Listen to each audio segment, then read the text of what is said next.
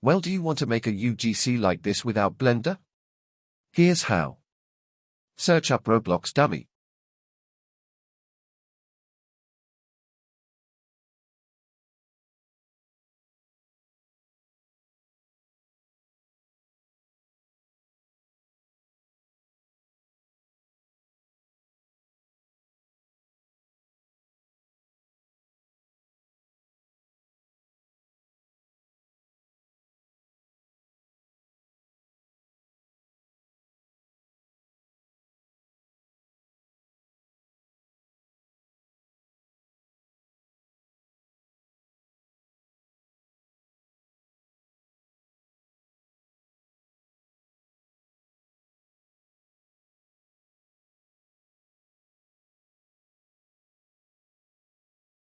Now group the parts of the dummy.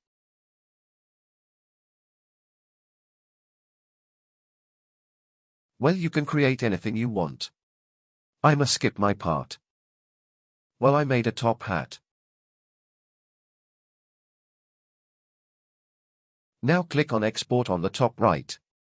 You must select the parts which you want to make as a UGC.